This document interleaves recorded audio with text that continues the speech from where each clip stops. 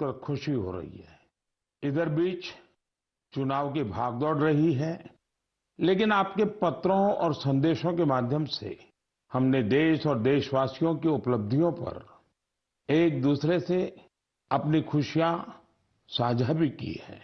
इस बार मन की बात की शुरुआत देश की एक ऐसी ही बहुत बड़ी उपलब्धि से करते हैं। साथियों, भारत ने विज्ञान को हमेशा देश की प्रगति से जोड़कर देखा है। इसी सोच के साथ हमारे वैज्ञानिक सिविल न्यूक्लियर प्रोग्राम को आगे बढ़ा रहे हैं। उनके प्रयासों से यह कार्यक्रम राष्ट्र निर्माण में अहम योगदान दे रहा है। इससे हमारी इंडस्ट्रियल ग्रोथ को, एनर्जी सेक्टर को, हेल्थ केयर सेक्टर को बहुत लाभ हुआ है। खेती किसानी से लेकर आधुनिक इनोवेटर्स को भी भारत के सिविल न्यूक्लियर प्रोग्राम ने बहुत मदद की है। साथियों, कुछ ही दिन पहले हमारे न्यूक्लियर साइंटिस्ट ने एक और बड़ी उपलब्धि से भारत का गौरव बढ़ाया है। तमिलनाडु के कलपक्कम में फास्ट ब्रीडर रिएक्टर ने क्रिटिकलिटी हासिल कर ली है। दरअसल क्रिटिकलिटी वह स्टेज है जिसमें रिएक्टर पहली बार self sustaining nuclear chain reaction में सफलता हासिल करता है। इस स्टेज का मतलब है रिएक्टर का ऑपरेशन फेज में पहुंचना। भारत की न्यूक्लियर एनर्जी जर्नी में एक ऐतिहासिक माइलस्टोन है। और बड़ी बात यह भी कि परमाणु रिएक्टर पूरी तरह स्वदेशी तकनीक से निर्मित है। साथियों, इसे ब्रीडर रिएक्टर क्यों कहते हैं, इसके पीछे भी एक वजह है। एक ऐसा सिस्टम है जो ऊर्जा के उत्पादन के साथ साथ भविष्य के लिए नया ईंधन भी खुद ही तैयार करता है। साथियों, मुझे मार्च 2024 का वह समय भी याद है जब मैं कलपक्कम में रिएक्टर की कोर लोडिंग का साक्षी बना था। मैं उन सभी को बधाई देता हूं जिन्होंने भारत के परमाणु कार्यक्रम में अपना अमूल्य योगदान दिया है। देशवासियों का जीवन बेहतर और आसान बनाने के लिए उनका यह प्रयास बहुत ही सराहनीय है। इससे विकसित भारत के हमारे संकल्प को भी एक नई ऊर्जा मिलेगी। मेरे प्यारे देशवासियों, मन की बात में आज मैं एक ऐसी शक्ति की बात करना चाहता हूं जो अदृश्य है, लेकिन जिसके बिना हमारा जीवन एक पल भी न चले। यही ताकत भारत को आगे बढ़ा रही है। यह हमारी पवन शक्ति है। हमारे प्राचीन ग्रंथों में कहा गया है, वायुर्वा इति व्यष्टि वायुर्वै समष्टिः। अर्थात वायु सिर्फ एक तत्व नहीं है, यह जीवन की ऊर्जा है, यह समष्टि की शक्ति है। साथियों, आज यही पवन शक्ति भारत के विकास की नई कहानी लिख रही है। भारत ने हाल ही में पवन ऊर्जा यानी विंड एनर्जी में बड़ी उपलब्धि हासिल की है। अब भारत का wind energy generation capacity 56 gigawatt से अधिक हो चुकी है। पिछले एक साल में ही करीब 6 गीगावाट नई क्षमता जुड़ी है। विंड एनर्जी में भारत तेजी से आगे बढ़ रहा है और दुनिया भी हमारी तरफ देख रही है। साथियों, आज भारत विंड एनर्जी कैपेसिटी में दुनिया में चौथे स्थान पर है। यह हमारे इंजीनियरों की मेहनत है, यह हमारे युवाओं का परिश्रम है, यह देश की सामूहिक इच्छा शक्ति का प्रतीक है। साथियों, गुजरात, तमिलनाडु, महाराष्ट्र, राजस्थान, देश के अनेक राज्य इस सेक्टर में अपना परचम लहरा रहे हैं।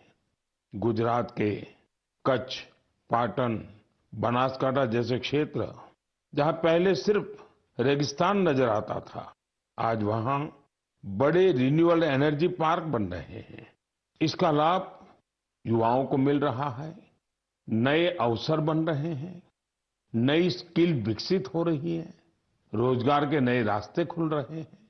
साथियों, भारत के विकास के लिए सौर और पवन ऊर्जा जरूरी है। ये सिर्फ पर्यावरण की बात नहीं है, ये हमारे भविष्य की सुरक्षा है। इसमें हम सबकी भूमिका है।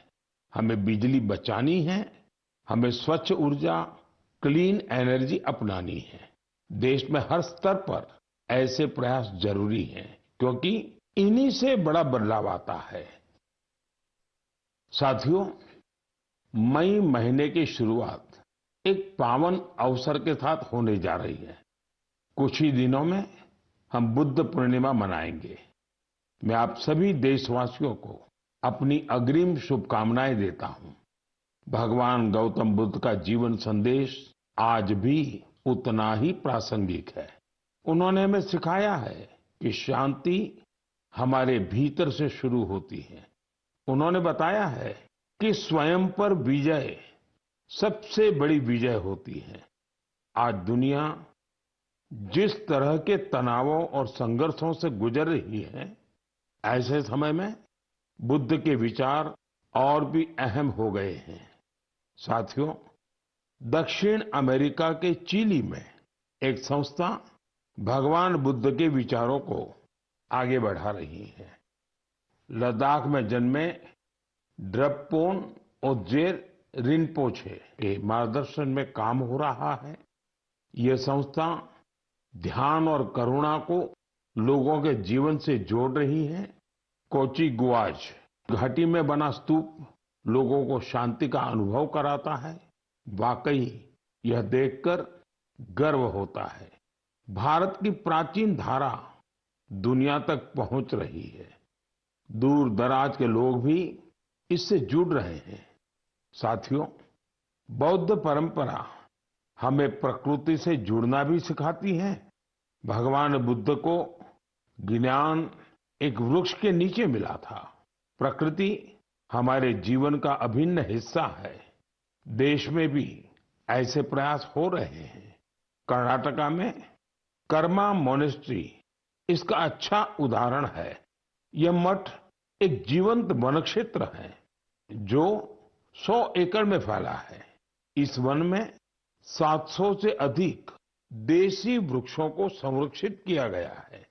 साथियों, बुद्ध का संदेश सिर्फ अतीत नहीं है, यह आज भी प्रासंगिक है और भविष्य के लिए भी जरूरी है। बुद्ध पूर्णिमा का यह अवसर प्रेरणा देता है।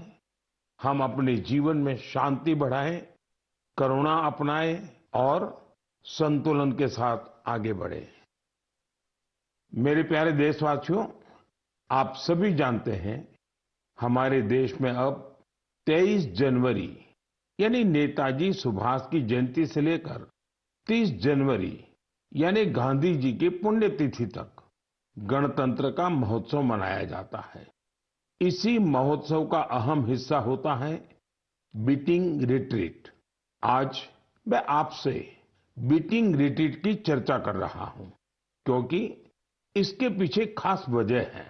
साथियों, आपने देखा होगा यह समारोह अलग अलग बैंड्स की विविध संगीत परंपराओं को दर्शाता है। बीते कुछ सालों से इसमें भारतीय संगीत का समावेश बढ़ा है और ये देश के लोगों को भी बहुत पसंद आ रहा है। इस साल की बीटिंग रिट्रीट सेरेमनी भी बहुत यादगार रही थी। एयरफोर्स, आर्मी, नेवी और सीएपीएफ के बैंड्स ने बहुत ही अच्छी परफॉर्मेंस दी थी। साथियों, शानदार म्यूजिक के साथ साथ जानदार फॉर्मेशंस का ये कार्यक्रम सबका ध्यान खींचता है। एयरफोर्स बैंड ने सिंदूर फॉर्मेशन बनाया, नेवल बैंड ने मत्स्य यंत्र फॉर्मेशन बनाया, वही आर्मी बैंड के परफॉर्मेंस में वंदे मातरम के 150 साल और क्रिकेट में भारत की सफलता को भी दर्शाया गया। साथियों, बीटिंग रिट्रीट के बीते जाने के बाद ये सारी मेहनत, ये उपलब्धि धीरे धीरे ओझल हो जाती थी, लेकिन अब इसे लेकर बहुत ही अच्छा प्रयास हुआ है। बीटिंग रिट्रीट का म्यूजिक पहली बार वेव्स ओटीटी पर भी उपलब्ध है। आने वाले समय में यह दूसरे प्लेटफॉर्म्स पर भी मौजूद होगा। आप इसे जरूर सुने। आपको अपनी आर्म्ड फोर्सेस और उनकी परंपराओं पर बहुत गर्व होगा। साथियों, पिछले कुछ वर्षों में देश के अलग अलग हिस्सों से प्रकृति के संरक्षण की प्रेरक कहानियां सामने आई हैं। ये कहानियां हमें उम्मीद देती हैं और गर्व से भर देती हैं। मैं मन की बात के श्रोताओं से कुछ उदाहरण साझा करना चाहता हूं। इनको सुनकर आपका मन प्रसन्न हो जाएगा। पहले बात कच्छ के रण की। बरसात खत्म होते ही यहाँ की धरती जीवंत हो जाती है। हर साल लाखों फ्लेमिंगो यहाँ आते हैं। पूरा इलाका गुलाबी रंग से रंग जाता है। इसलिए इसे फ्लेमिंगो सिटी कहा जाता है। ये पक्षी यहीं घोंसले बनाते हैं और अपने बच्चों को बड़ा करते हैं। कच्छ के लोग इन्हें लाखाजी के बाराती कहते हैं। अब लाखाजी के बाराती कच्छ में पर्यावरण संरक्षण के बड़े सुंदर प्रतीक बन गए हैं। साथियों, दूसरा किस्सा इंसान और वन्य जीवों के सहयोग का है और ये उत्तर प्रदेश से है। यहाँ के तराई इलाकों में फसल के समय हाथियों के झुंड गांवों की ओर आते हैं। इससे टकराव की आशंका बढ़ती है। लेकिन अब यूपी में भी गज मित्र जैसे प्रयास शुरू हुए हैं। गांव के लोग ही टीम बनाकर हाथियों पर नजर रखते हैं। वे समय रहते लोगों को सतर्क करते हैं। इससे टकराव कम हो रहा है और लोगों में भरोसा बढ़ रहा है। साथियों, मध्य भारत से भी एक अच्छी खबर आई है। छत्तीसगढ़ में ब्लैक बक यानी काले हिरण फिर से दिखाई देने लगे हैं। एक समय इनकी संख्या बहुत कम हो गई थी, लेकिन लगातार प्रयास हुए और संरक्षण बढ़ाया गया। आज ये फिर से खुले मैदानों में दौड़ते नजर आते हैं। ये हमारी खोती विरासत की वापसी है। ऐसे ही उम्मीद ग्रेट इंडियन बस्टर्ड यानी गोडावण के संरक्षण में भी दिख रही है। ये पक्षी हमारे रेगिस्तानी इलाकों की पहचान हुआ करती थी, लेकिन एक समय इसकी संख्या बहुत कम रह गई थी। हालत ये थी कि ये पक्षी लुप्त होने की कगार पर पहुंच गई थी। लेकिन अब इसके संरक्षण के लिए बड़ा अभियान चल रहा है। वैज्ञानिक तरीके अपनाए जा रहे हैं, प्रजनन केंद्र बनाए गए हैं और अब नए जीवन की शुरुआत दिखाई दे रही है। साथियों, प्रकृति और मानव अलग नहीं है। हम एक दूसरे के साथी हैं। जब हम प्रकृति को समझते हैं, उसका सम्मान करते हैं और उसके साथ मिलकर चलते हैं, तो बदलाव साफ दिखाई देता है। आज यही बदलाव देश के कोने कोने से नई उम्मीद बनकर सामने आ रहा है।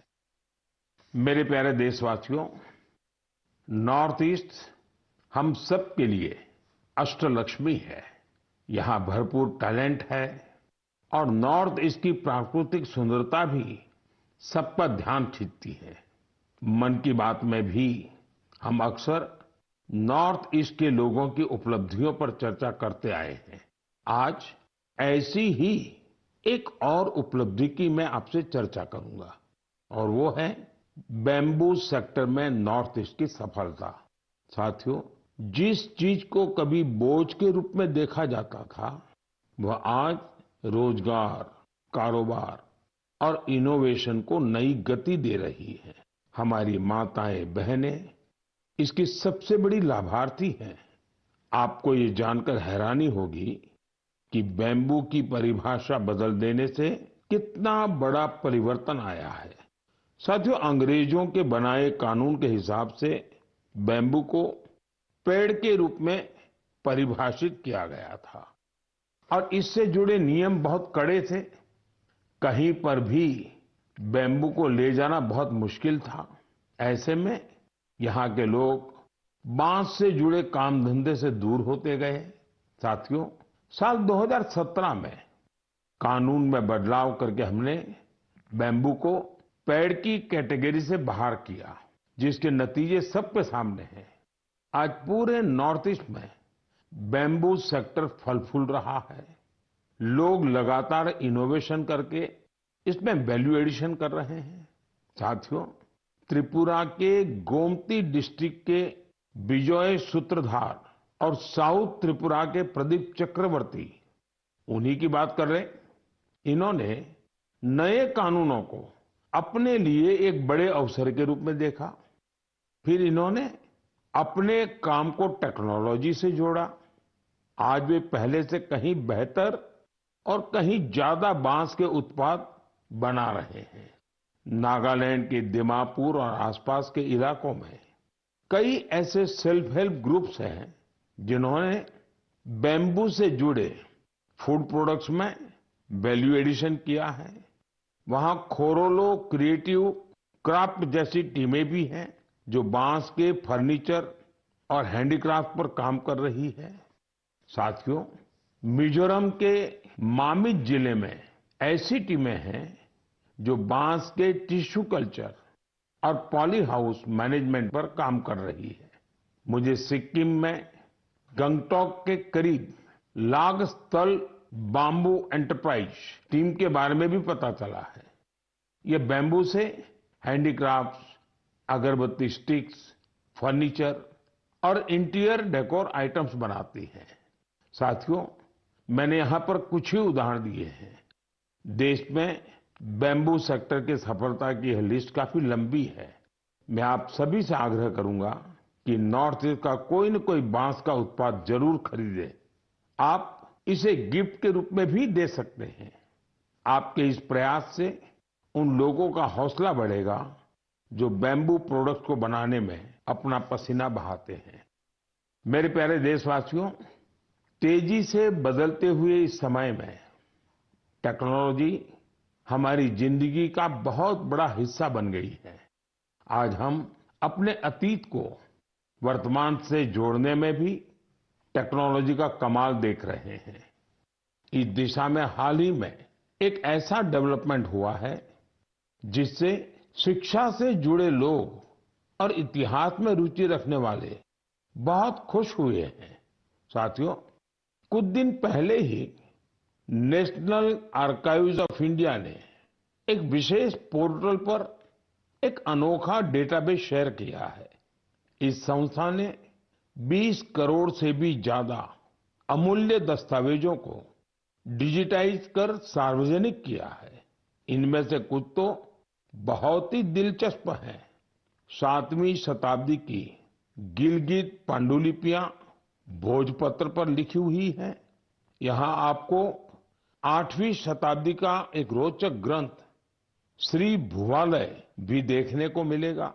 अंकों पर आधारित यह ग्रंथ एक ग्रिड के रूप में है। रानी लक्ष्मीबाई से जुड़े कुछ अहम पत्र भी आप यहाँ देख सकते हैं। इनसे 1857 में उनके द्वारा लिए गए कुछ निर्णयों का पता चलता है जो उनके पराक्रम को दर्शाते हैं। जो लोग नेताजी सुभाष के बड़े प्रशंसक हैं, उनके लिए यहाँ नेताजी के जीवन, आजाद हिंद फौज और उनकी स्पीच से जुड़े कई डॉक्यूमेंट्स हैं। आपको पंडित मदन मोहन मालवीय जी, उनसे जुड़े कई डॉक्यूमेंट्स भी मिलेंगे। इनमें बीएचयू की स्थापना और हिंदी साहित्य सम्मेलन से जुड़ी अहम जानकारियां हैं। यहाँ हमारे संविधान सभा से जुड़े कई अनोखे दस्तावेज भी उपलब्ध हैं। मैं आप सभी से आग्रह करता हूं कि आप www.abhilekpatal.in को जरूर विजिट करें। यह आपको अपने इतिहास का अद्भुत अनुभव देगा। साथियों, जरा कल्पना कीजिए, आप दुनिया भर के सबसे प्रतिभाशाली लोगों के बीच हैं। आपके पास गणित के बहुत ही कठिन सवाल हैं। इन्हें सुलझाने के लिए समय है केवल 4.5 घंटे, यानी वक्त बहुत कम है और कंपटीशन इंटरनेशनल है, बहुत तगड़ा है। ऐसी स्थिति में नर्वस होना बहुत स्वाभाविक है। लेकिन इन्हीं परिस्थितियों में हमारी बेटियों ने कमाल कर दिया। इस महीने की शुरुआत में फ्रांस के बोर्दो में यूरोपियन गर्ल्स मैथमेटिकल ओलंपियाड का आयोजन हुआ था। मैथ्स में गहरी रुचि रखने वाली स्कूली छात्राओं के लिए यह एक बड़ी प्रतियोगिता थी। यह दुनिया के सबसे सम्मानित प्रतियोगिताओं में से एक है। इस ओलंपियाड में हमारी बेटियों ने अब तक का सबसे बेहतरीन प्रदर्शन किया। मुझे इस प्रतिभाशाली टीम पर बहुत गर्व है। इसमें मुंबई की श्रेया मुंदड़ा, तिरुवनंतपुरम की संजना चाको, चेन्नई की शिवानी भरत कुमार और कोलकाता की श्रीमोई बेरा शामिल थी। इसमें हमारी टीम विश्व में छठे स्थान पर रही। श्रेया ने गोल्ड मेडल जीतकर इतिहास रच दिया। संजना ने सिल्वर तो शिवानी ने ब्रॉन्ज मेडल अपने नाम किया। साथियों, इस ओलंपियाड के लिए भारत में जो सिलेक्शन की प्रक्रिया है वो अपने आप में बहुत कठिन है। इसका एक मल्टी स्टेज सिलेक्शन प्रोसेस है। इसमें रीजनल, स्टेट और नेशनल लेवल पर कठिन चुनौतियों को पार करना होता है।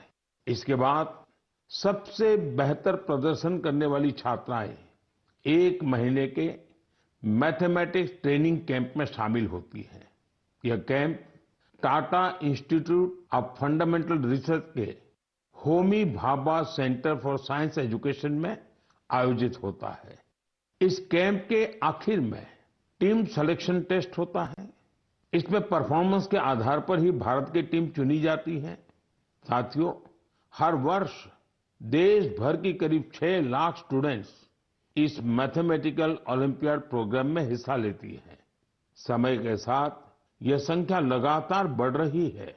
यानी देश की बेटियों के बीच ओलंपियाड का यह कल्चर तेजी से लोकप्रिय हो रहा है। इन होनहार बेटियों को सपोर्ट करने के लिए मैं उनके पेरेंट्स की भी सराहना करता हूं। मेरे प्यारे देशवासियों, हमारे देश में इस समय एक बहुत अहम अभियान चल रहा है जिसके बारे में हर भारतीय को जानकारी होनी जरूरी है। ये है जनगणना का अभियान। यह दुनिया की सबसे बड़ी जनगणना है।